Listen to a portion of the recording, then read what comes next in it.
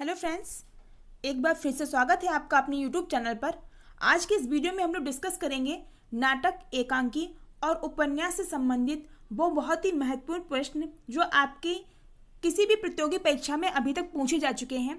फिर चाहे आप किसी भी कॉम्पिटिटिव एग्जाम की प्रिपरेशन कर रहे हैं जिसमें हिंदी लिटरेचर या हिंदी लैंग्वेज आपने सब्जेक्ट लिया है और जिसमें लिटरेचर पूछी जा रही है, साहित्य पूछी जाती है, तो उन सभी क्वेश्चंस को हमने आज की इस वीडियो में लिया है। ये वीडियो आपके लिए बहुत ही ज़्यादा इंपॉर्टेंट होने जा रही है, इसीलिए वीडियो को लास्ट तक जरूर देखिएगा। वीडियो पसंद आया अगर तो वीडियो को लाइक करिएगा। साथ ही जो लोग भी आज हमारे चैनल से पहली बार जुड़े हैं वो चैनल को सब्सक्राइब कर लीजिए, बेल आइकन का बटन दबा दीजिए, जिससे आगे आने वाली जो भी इंपॉर्टेंट वीडियोज हैं उनका नोटिफिकेशन आपको टाइम से मिल सके। तो चलिए स्टार्ट करते हैं आज की वीडियो। पहला क्वेश्चन यहाँ पे है, हिंदी का प्रथम नाटक है। तो आप सभी लोग मोस्टली जानते होंगे कि हिंदी का जो प्रथम नाटक है वो नहुस है। ऑप्शन जो इसका घा है वो ठीक है। नहुस को हिंदी का प्रथम नाटक माना जाता है। नेक्स्ट क्वेश्चन है कि हिंदी के प्रथम नाटककार कौन है। तो प्रथम नाटक कभी हम लोगों ने डिस्कस किया, नहुस है। और हिंदी के प्रथम नाटककार कौन है, तो इसके जो नाटककार हैं वो गोपाल चंद गिरधर दास हैं। ऑप्शन नंबर जो इसका गा है वो ठीक है। विकल्प गा इसका ठीक है।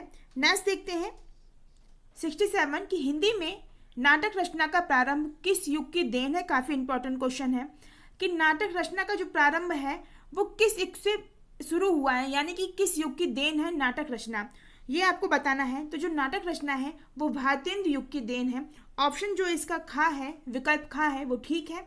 नेक्स्ट देखते हैं, निम्नलिखित में से नाटककार हैं। तो आपको जितने भी नाम दिए हुए हैं इनमें से आपको ये बताना है कि नाटककार कौन है। तो हम सभी लोग जानते हैं जो मोहन राकेश हैं वो एक बहुत ही प्रसिद्ध नाटककार हैं। इनकी एक जो रचना है अंडे के छिलके वो बहुत ही ज़्यादा महत्वपूर्ण है। अक्सर आती है एग्जाम में कि अंडे के छिलके के रचनाकार कौन है, तो उसके मोहन राकेश हैं। अंडे के छिलके अक्सर आ जाती है, काफ़ी इंपॉर्टेंट है, इसको ध्यान रखिएगा। अंडे के छिलके ये मोहन राकेश की ही रचना है।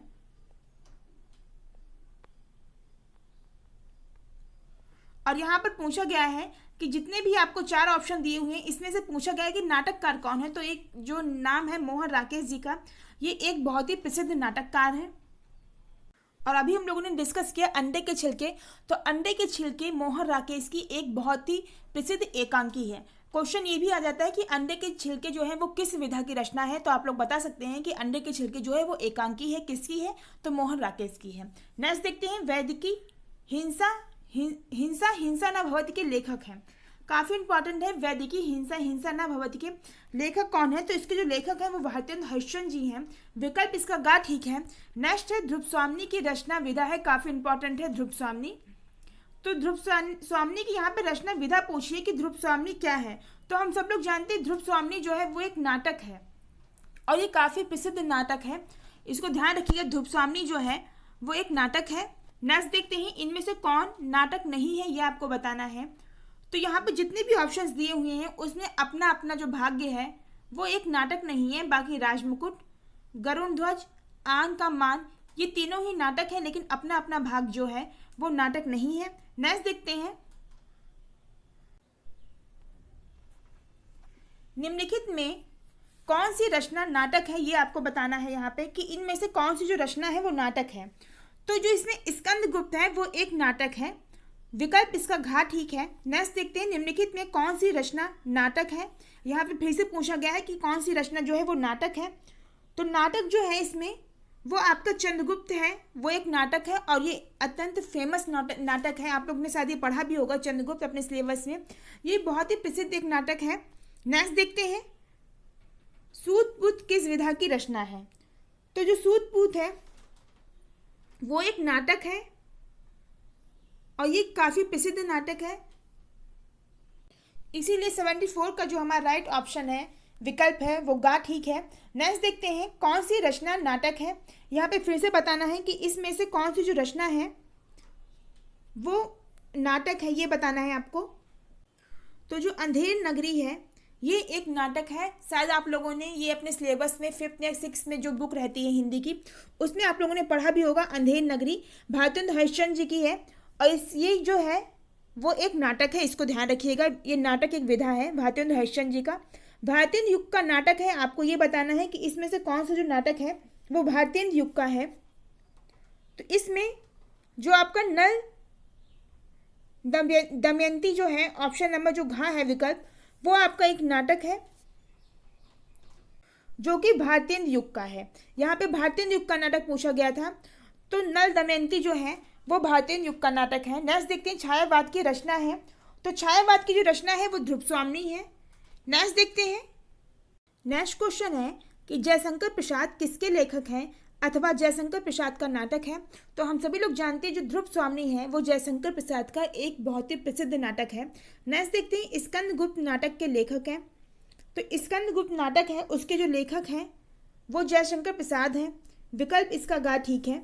नेक्स्ट देखते हैं निम्नलिखित में से नाटक है, फिर से आपको बताना है कि इसमें से कौन सा नाटक है, तो उत्तर प्रियदर्शी जो है वो नाटक है। नेक्स्ट देखते हैं संयोगिता स्वयंवर कृति है, ये आपको बताना है किसकी कृति है, तो संयोगिता स्वयंवर जो है वो आपकी श्रीनिवास दास की कृति है, इसका जो विकल्प खा है वो ठीक है।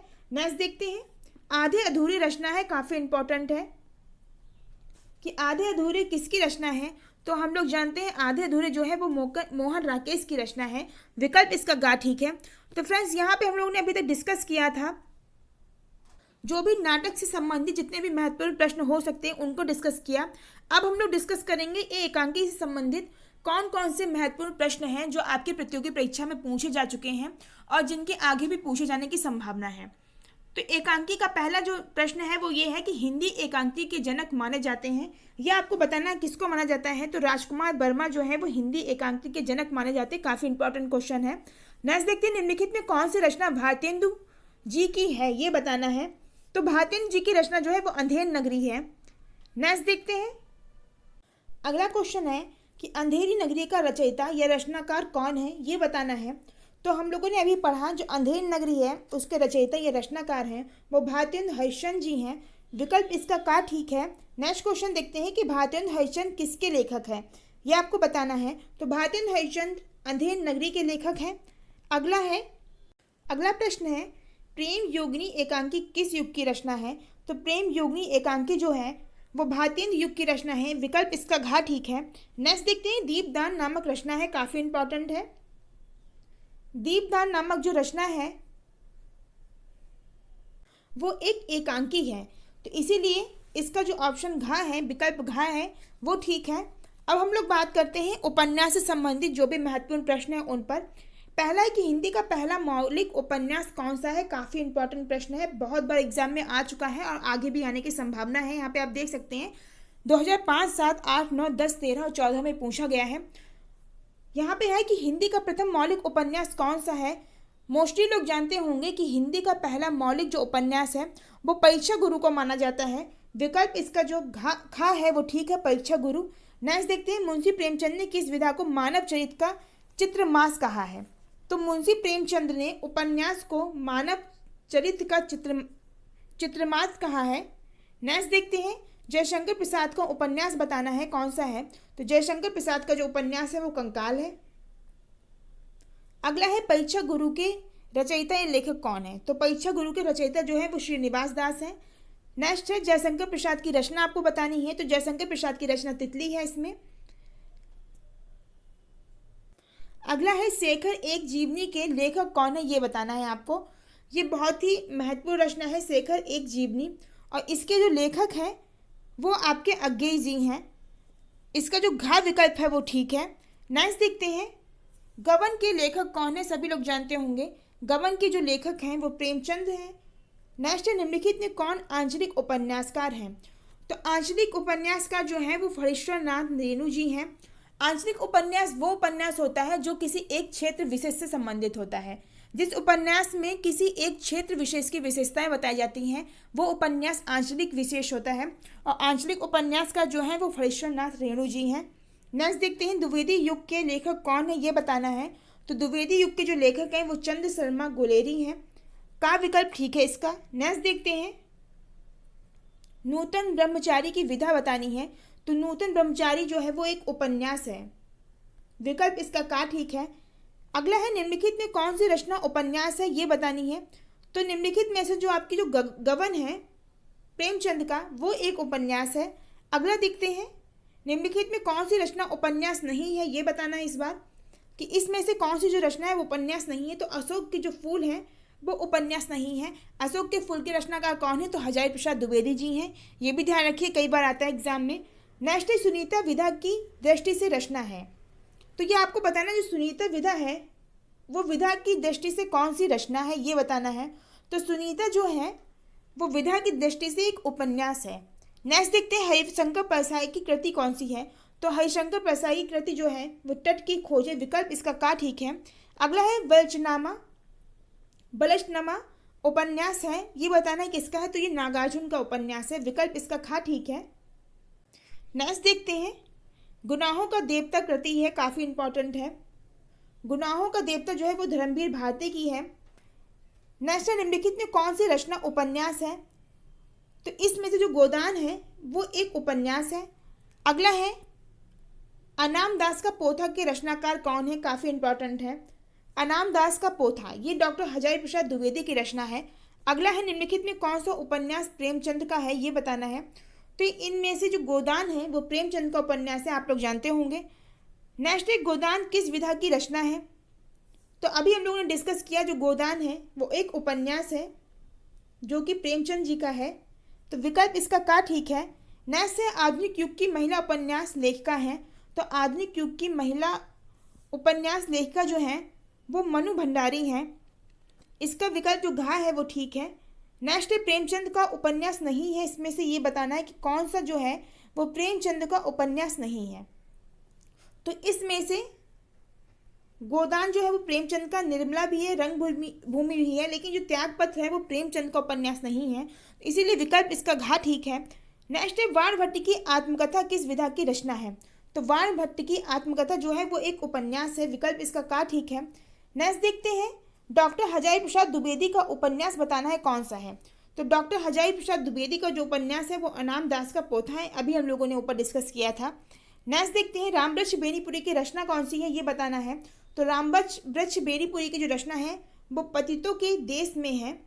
नेक्स्ट देखते हैं मुंशी प्रेमचंद ने उपन्यास लिखा है, यानी कि मुंशी प्रेमचंद ने कौन सा उपन्यास लिखा। तो हम लोग जानते हैं जो गोदान है वो मुंशी प्रेमचंद ने लिखा है। इनका काफ़ी फेमस जो है वो उपन्यास है प्रेमचंद जी का। देखिए आपको एक चीज़ यहाँ पे क्लियर कर दे, जो मुंशी प्रेमचंद है वो एक व्यक्ति नहीं, ये दो अलग अलग व्यक्ति हैं।